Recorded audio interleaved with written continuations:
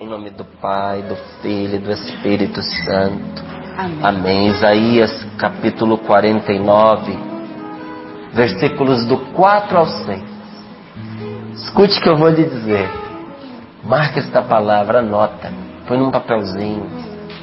Porque essa palavra, ela fala tão profundamente ao coração da gente, que eu tenho certeza que depois você vai procurar por ela em outro momento. E em outro momento ela vai te ajudar de novo, como vai te ajudar agora. Porque eu não tenho dúvidas de que nesta manhã, através desta palavra, é Deus falando comigo, é Deus falando com você. É o Senhor abrindo esta semana para nós, na graça, na força, no poder do seu Espírito. Então Isaías 49, versículos do 4 ao 6, nos diz assim a palavra de Deus. E eu que pensava, batalhei por coisa alguma, acabei com as minhas forças à toa, por um nada.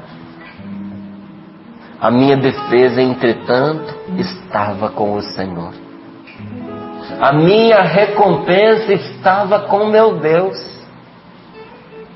E agora, o Senhor vai falar. Ele que desde o útero me vem formando para que eu seja seu servo.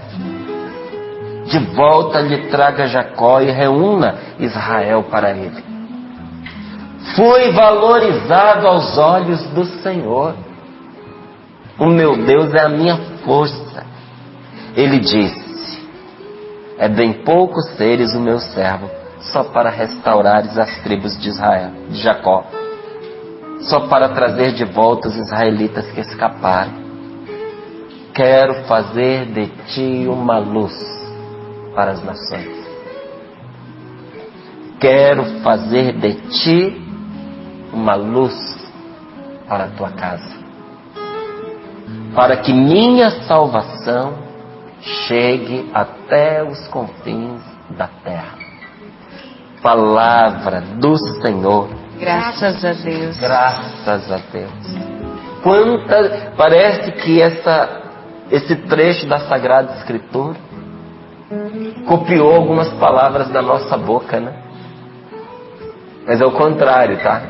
Não foi a palavra de Deus que nos copiou e nos colou, não, que ela é bem mais antiga que nós. Vai aí só alguns milhares de anos só, tá? Ela é original. Por que eu digo aqui que parece que a palavra de Deus catou as palavras da gente para ela? Porque quantas vezes eu disse, se não disse, eu pensei. Eu lutei por nada. Eu batalhei por coisa alguma, ou por coisa nenhuma. Eu batalhei e nada. Eu acabei com as minhas forças à toa. Quantas vezes depois de a gente ter lutado, trabalhado, se empenhado, feito das tripas coração, a gente olha aquele resultadozinho sem vergonha, me embora, e a gente diz: foi por isso que eu me empenhei tanto? Para acabar assim, desse jeito? Para desaguar no nada? Para perder todo o meu esforço? Eu acabei com as minhas forças à toa. Eu gastei os melhores anos da minha vida ao lado desta pessoa. Eu dediquei a minha juventude a esse trabalho, a essa empresa. Eu me dei a este moço, a esta moça. Eu deixei de comer para eles terem o que comer. Eu deixei de me divertir, de descansar. Eu deixei de me vestir como eu queria para poder dar estudo, para poder criar. E agora eu vejo aí se desviando, estragando a própria vida. Eu desperdicei a minha vida por nada. Eu avisei tanto para não repetir a minha história, que tinha sido tão difícil. Expliquei como é a vida de uma mãe solteira. Eu falei tantas vezes para ela, mas parece que não entrou na cabeça dela de jeito nenhum. Eu me esforcei por nada. Não deu em nada. Aí você estuda, gasta tantos anos na faculdade, não é verdade?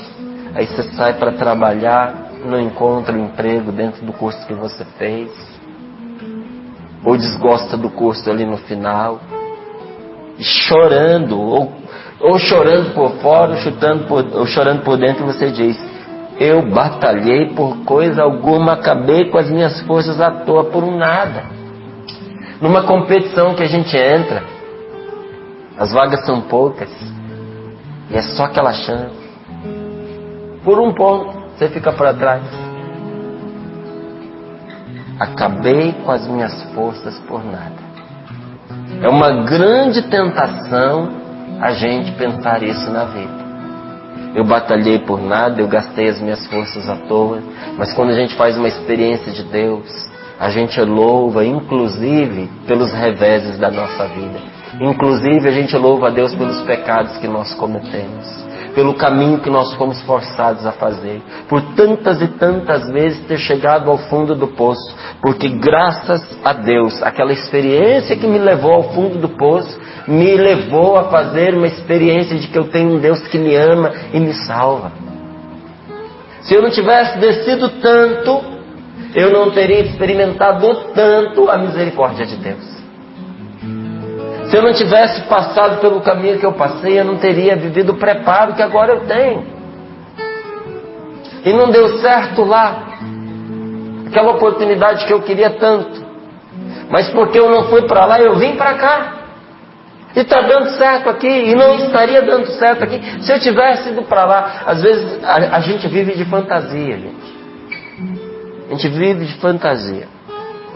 Eu conheci uma senhora que ela foi obrigada a casar. Ela casou muito jovem, obrigada.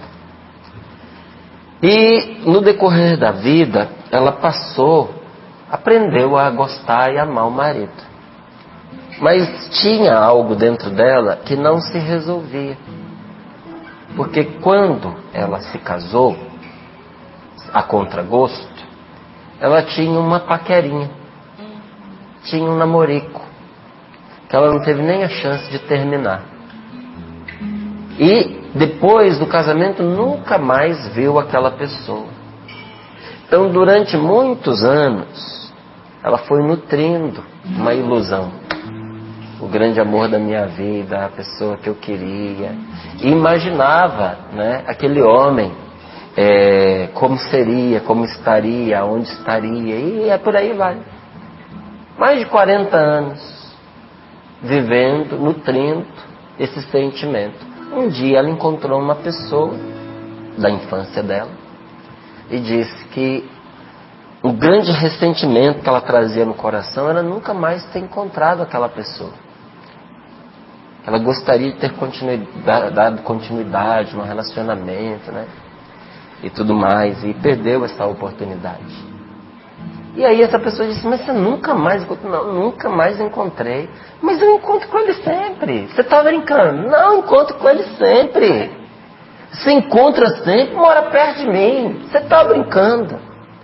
Aí ela foi descrevendo, né, tudo que ela vivia. Ela disse: não, vou mandar uma foto dele para você. Aí mandou a foto. Gente, quando a pessoa abriu a foto, acabou a paixão, acabou o amor, porque ela tinha criado uma fantasia, uma ilusão.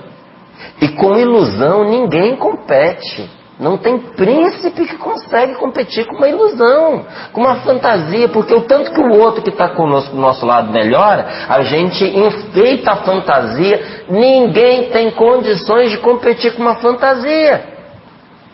A hora que ela viu lá o homem que não batia mais com o homem dos sonhos dela, acabou, sarou, aquela situação ficou resolvida, ficou até mais feliz de não ter casado com ele, né?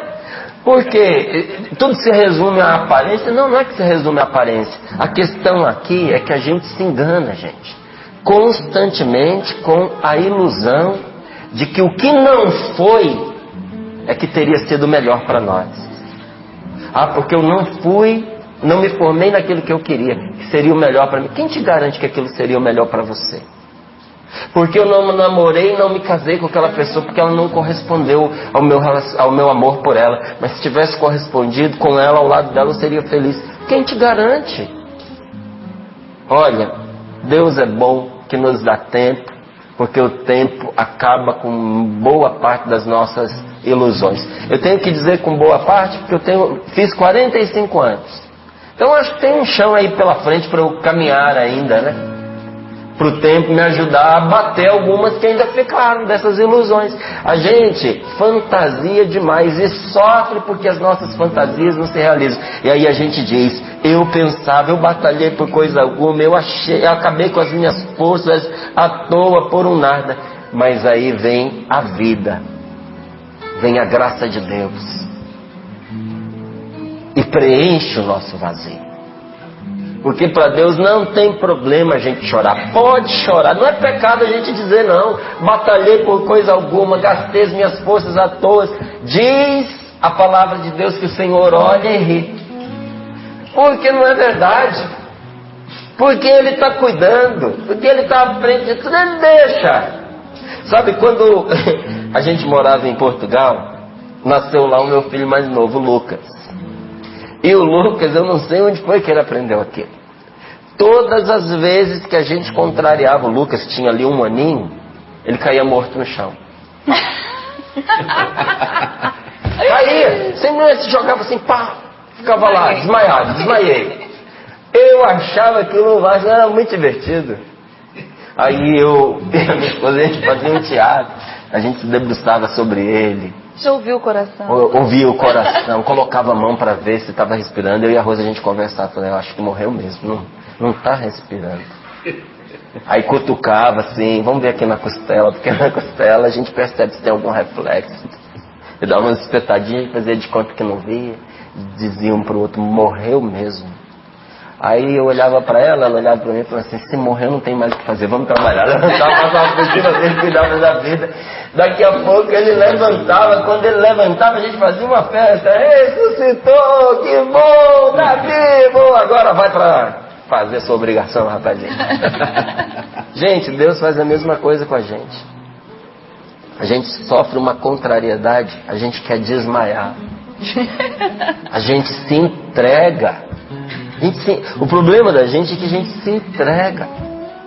A gente diz, não tem mais jeito, larguei mão disso e tal.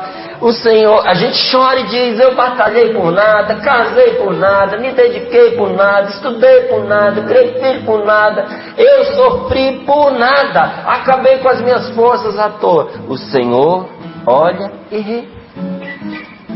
E logo Ele faz a gente experimentar, se nós continuamos com Ele. Porque a pessoa que larga de Deus se priva de experimentar a graça de Deus.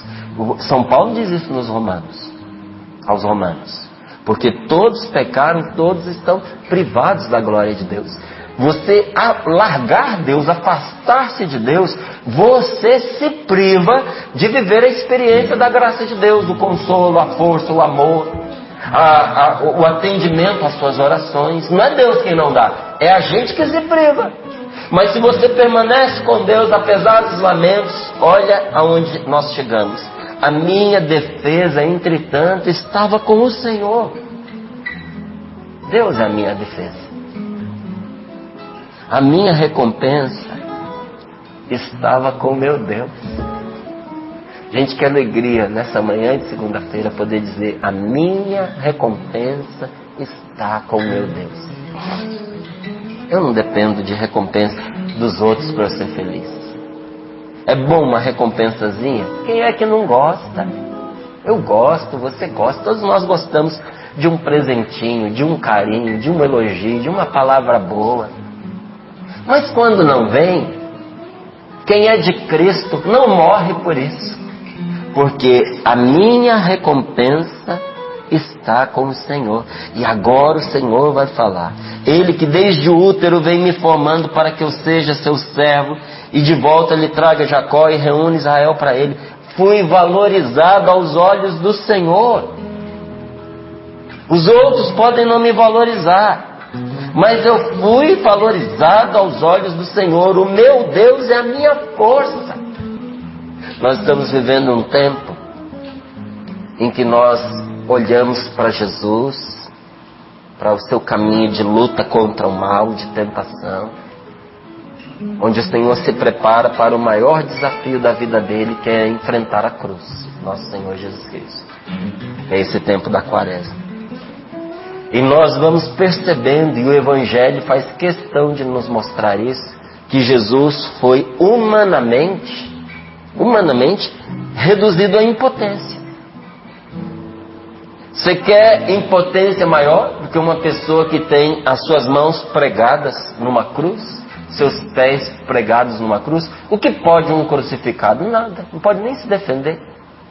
Pregado na cruz, podem fazer com ele o que quiser, podem cortar ele todinho, pode cuspir, pode deixar ele secar no sol.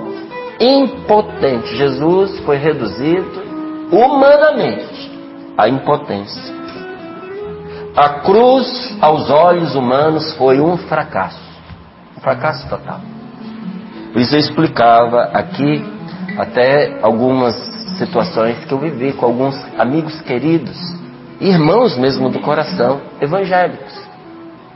E um deles falava isso para mim, já disse isso aqui outra vez. Ele transformava em palavra o que muitos, como ele, pensavam. Dizia assim: por que você usa essa cruz no pescoço? Eu falei: porque é um sinal da salvação, do que o Senhor fez por mim. Então, se Jesus tivesse sido morto com um punhal, você ia usar um punhal no pescoço? Usava. Para eu não me esquecer do que ele teve que passar por mim, porque o seu sangue foi derramado na cruz por mim. E eu via que para ele aquilo gerava até uma certa repulsa, porque ele estava vendo por uma perspectiva que não era de todo errada, mas não era de todo errada. Qual era o problema? A cruz, aos olhos humanos, foi um fracasso. E Jesus sentiu esse peso. Jesus também sentiu isso. O que Jesus sentiu na cruz? O peso do fracasso. Talvez você venha carregando um peso de fracasso dentro de você e acha que ninguém te entende. Você não chegou ao fundo do fracasso como Jesus chegou, não. Você fica tranquilo que você não desceu e provavelmente não vai conseguir descer tão fundo. Jesus sentiu o peso do fracasso total como ser humano, porque o fracasso do ser humano é o pecado, e nosso Senhor assumiu sobre ele todo o pecado. Você imagine que há uma condenação absoluta sobre uma pessoa que cometeu um crime. Outra ama muito e diz assim: eu vou assumir as consequências no lugar dela. Eu assino embaixo do crime que ela cometeu, pegando esse crime para mim. Eu não cometi, mas vou assinar como se eu tivesse cometido. Ela fica livre e eu fico condenado. Depois que você assumiu a condenação, meu amigo, você vai ser tratado como o criminoso. E vai morrer como um criminoso. Como em alguns lugares tem pena de morte. Assinou. Jesus fez isso. E ali ele sentiu todo o desprezo, ele sentiu todo o mal, ele sentiu toda a excomunhão que o pecado pode fazer com uma pessoa. Por isso que no alto da cruz, nosso Senhor grita para o Pai: Eli, Eli, lama sabachthani. Meu Deus, por que o Senhor me abandonou? Por que me abandonaste, meu Pai? Porque ali ele percebeu, ele sentiu todo o peso do fracasso e do abandono. Jesus na cruz viveu a excomunhão. Ele estava ali, diz a palavra, um excomungado. Perdeu a comunhão, porque o pecado leva a pessoa à perda absoluta da comunhão. Por isso, nosso Senhor nos entende. Por isso Jesus entende você. Quando você tenta se afastar de Deus, você perde a sua vida interior. Você não se sente mais vivo por dentro. Você sente vontade de morrer. Você não vê graça mais na vida. Nosso Senhor sabe direitinho o que você sente quando você se vê como um fracassado. Porque fracassou como pai, porque fracassou como mãe, porque fracassou como esposo, esposa. Fracassou como filho, fracassou no trabalho, porque ele sabe o que é passar pelo fracasso. Pelo fracasso da cruz, um milagre aconteceu. E é isso que muitas vezes nós não entendemos. Nós não compreendemos por que é que Jesus pode nos ajudar em todos os nossos fracassos. Estou fracassado como pessoa, estou fracassado no meu matrimônio, estou fracassado no meu trabalho, eu não estou fracassado emocionalmente. Jesus pode nos ajudar em todos os nossos fracassos, porque pelo fracasso da cruz, o fracasso do pecado foi vencido. Você sabe que para fazer antídoto de veneno de cobra, usa-se o próprio veneno da cobra. Sabe disso, não sabe? Pelo fracasso da cruz, o fracasso do pecado foi vencido. Deus usou um fracasso para anular o outro. Porque pecar, quando você vai lá na raiz desta palavra, é muito importante a gente entender o que significa o pecado na sua raiz. Pecado significa errar o alvo. Quem é o grande alvo da nossa vida? Quem é a nossa grande meta? Não é a felicidade, não é a realização. Felicidade é consequência. Realização é consequência. Mas qual é o grande objetivo nosso, a nossa meta de vida, para onde todo ser humano deve se encaminhar? O nosso grande objetivo, a nossa meta é Deus. De Deus nós saímos e para Deus nós voltamos. Sabe o que é pecar? É você errar o alvo. Pecado é tudo que te desvia de Deus. E portanto, te desviando de Deus, te desvia do amor, te desvia da verdade, te desvia da luz, te desvia da vida. Pecar é encaminhar-se para a escuridão eterna. E essa escuridão eterna tem nome. Se chama inferno. Pecar é encaminhar-se para um sofrimento, agora sim, verdadeiramente inútil e eterno. Pecar é você sair do amor cada vez mais para o ódio. É viver uma vida de mentiras. Pecar é errar o alvo. É você que foi feito para ser uma pessoa de bem, uma pessoa boa. Uma pessoa cheia de amor, cheia de vida, cheia de alegria, cheia de paz no seu coração. É você chegar no final da sua vida e dizer: eu vivi em vão. Errei o alvo. Esqueci. Imagina a pessoa chegando no final da vida e pensar que ela lembrou de tanta coisa. Ela lembrou de trabalhar, ela lembrou de se divertir, ela lembrou de um monte de coisa. Ela só esqueceu de ser gente. Só isso. Esqueceu de ser gente. Nasceu para ser gente e não foi gente para perseguir fantasia. Não é? Aí sim, pecar, aí você pode dizer, é esgotar-se em vão, é gastar-se naquilo que não vale a pena. Aí você pode aplicar essa palavra tal e qual. Inclusive Isaías, ele diz isso de uma outra forma. Ele diz assim: para que gastar dinheiro em coisas que não alimentam? Se eu não me engano é Isaías 55. Para que gastar o seu dinheiro em coisas que não preenchem você? Em coisas que não aumentam a quantidade de vida em você? Há um jeito bom da gente medir se o que a gente faz é bom ou é ruim. Se o que você faz aumenta a quantidade de amor e de vida à sua volta. Se o que você faz produz vida e amor, é bom. Se o que você faz tira vida e tira amor, é ruim. Por que gastar seu dinheiro em coisas que não vivificam você, que não vivificam os outros? Por que trabalhar tanto, diz Isaías, por aquilo que não sacia? A palavra de Jesus, ela não foi em vão. Nosso Senhor lhe deu uma palavra afiada, um sopro capaz de ferir o opressor. A palavra de Deus é uma aliada poderosíssima nossa na luta contra todas as armadilhas e contra todas as forças das trevas. A palavra de Deus tem o poder de nos fazer vencer o mal, de nos fazer vencer o pecado em nós, as nossas inclinações pecaminosas. Nós somos capazes de vencer pela força da palavra de Deus. E veja, Paulo ele diz que a palavra de Deus é como uma espada. Por quê? Quando nós vemos Jesus no deserto e a tentação tentando Jesus rebatendo, não parece uma luta de espadachim? Vem o demônio e diz: está escrito ao teu respeito, que se te atirares daqui, teu pé não se ferirá em alguma pedra. E Jesus responde, mas também está escrito, e dá a resposta, não tentarás o Senhor teu Deus. Está escrito que se tu disseres a essas pedras, elas têm que se transformar em pão. Mas também está escrito que não é só de pão que vive o homem. Você quer me dar conforto? Isso Jesus falando para ele, alimento, segurança. Mas não é isso que produz a vida verdadeira. De que adianta você ter o que comer se você não tiver paz? Gente, quantas pessoas, Val, arrasadas pela depressão e com a mesa cheia de comida, e olha com tristeza para o prato de comida, não come. Entenderam, através da enfermidade, que não só de pão vive o homem.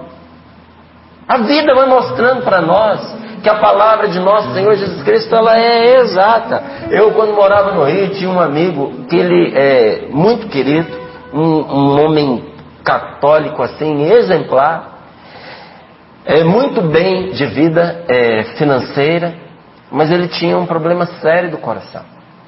Então, ele podia comer, pagar por toda a comida que ele quisesse, mas não podia comer, porque ou comer ou viver. Então você escolhe. Você pode comer, mas vai entupir as veias do coração e vai morrer. Não só de pão vive o homem. Tem outras coisas que são mais importantes na vida.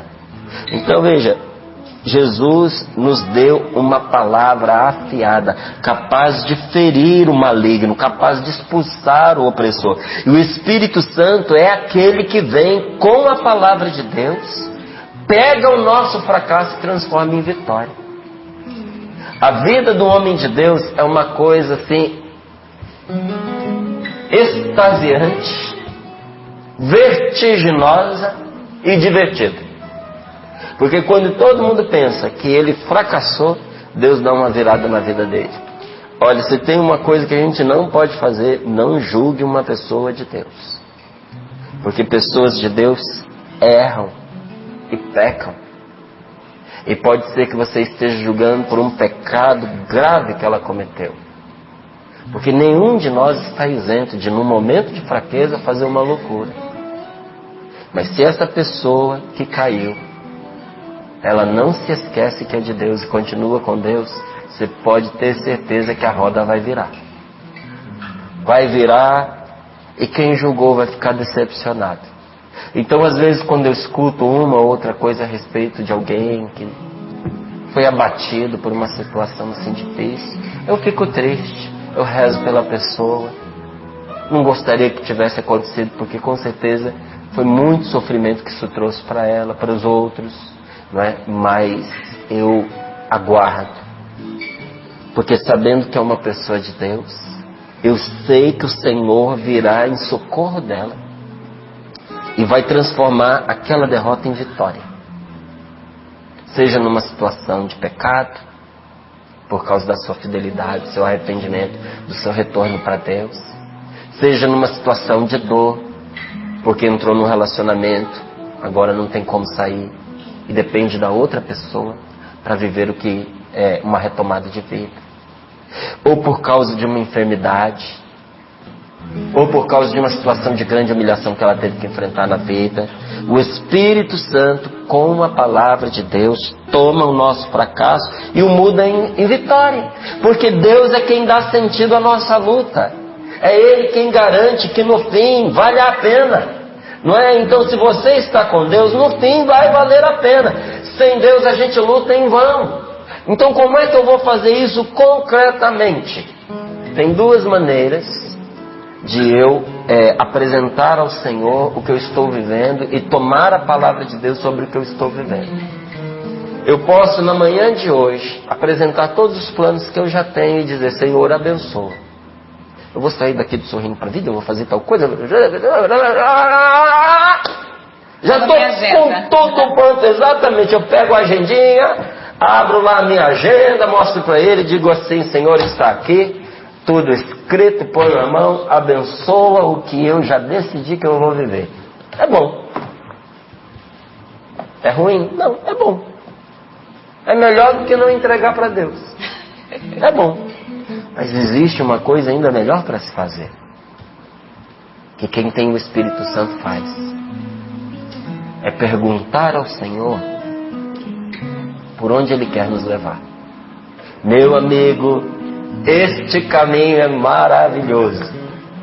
Vai ter horas que Ele vai te levar por planícies, vai ter momentos que Ele vai te levar por montanhas, e algumas situações você vai passar à beira do abismo e você vai ver o precipício lá embaixo.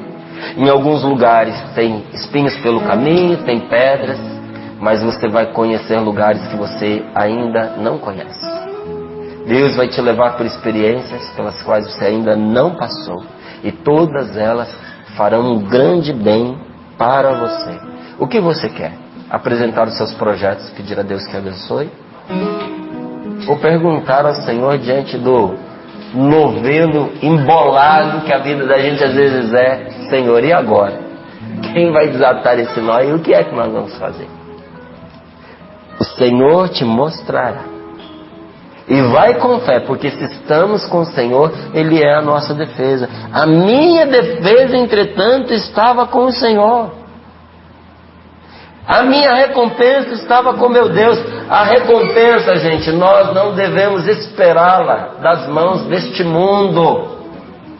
Pare de ficar esperando reconhecimento de marido, de mulher, de filho, de pai, de mãe, de esposa, de esposo. Pare de ficar esperando reconhecimento de amigo, de sócio, de colega, de vizinho. A gente se frustra porque a gente faz as coisas para os outros esperando o retorno. Se o retorno vier justo e bom, glória a Deus. Se não vier, não espere das mãos das pessoas a sua recompensa. Das mãos de Deus ela nos virá. Porque, como diz aqui a palavra, é o Senhor quem nos valoriza. É Deus quem nos dá valor. É o Senhor quem dá valor. E valor aqui a gente pode entender de duas maneiras: coragem e preciosidade. Quando você olha um camarada lutando num campo de batalha e diz assim: é um guerreiro de valor. O que significa? Esse sabe lutar, é corajoso, o cara é bom. E você olha para uma peça e diz assim, uma pedra preciosa, e diz: essa daqui tem um valor inestimável. Quer dizer o quê? Vale muito. É de Deus que vem o nosso valor. É o Senhor quem dá valor. Dá o quê? Coragem e preciosidade. Tudo o que fazemos vai bem se nós fazemos com a força de Deus. Então eu quero convidar você a viver essa semana inteirinha na força do Espírito Santo. Amém. Aceite?